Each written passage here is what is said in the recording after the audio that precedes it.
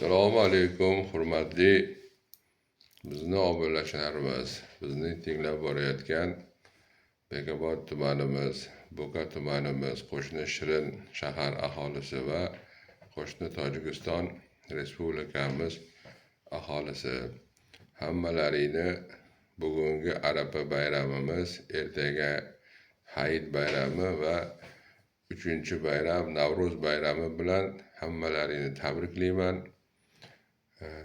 Mana 3 bayram bir vaqtda kelyapti. Bu juda katta yutuq. Ya'ni Arafa, Hayit va Navro'z bayramlari. Hammalaringni mana shu bayramlar bilan tabriklayman. Sog' salomat bo'linglar. Hammalaringga sog'lik, salomatlik tilayman. Bugungi mavzuyim poliklinika xizmati bo'yicha bo'lib o'tadi. Prezidentimizning o'tgan yilgi shifokorlar va farmatsevtika xodimlari kuni bilan bag'ishlangan katta tadbirida qator tibbiyot xodimlari uchun yangiliklar, yengilliklar, yutuqlari to'g'risida juda ko'p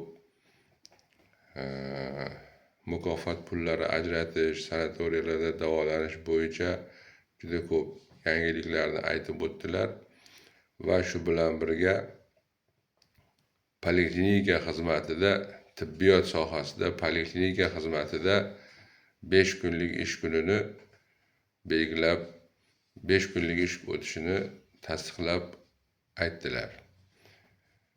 Mana shu prezidentimizni qaror va farmonlariga asosan shu yil 2026-yil 1-apreldan boshlab tibbiyot sohasida juda katta o'zgarishlar Xudo xolasa amalga oshadi. Birinchilardan bo'lib 1-apreldan boshlab poliklinika xizmati bir haftada 5 kunlik ish kuniga o'tiladi. Shu vaqtgacha va 1-aprelgacha poliklinika xizmati bir haftada 6 kun ish kuni ishlar edik. Endi 5 kun ish kuni, shanba, yakshanba kunlari dam olish kuni deb belgilandi. Mana shu poliklinikada 5 kun ish kuniga o'tish bu juda katta o'zgarishlarga, yengilliklarga olib keladi. Shu bilan birga tizimda, tibbiyot tizimida shifokorlarimizni ish soati bo'yicha yana o'zgarishlar bo'ladi. Bularni keyingi mavzularimizda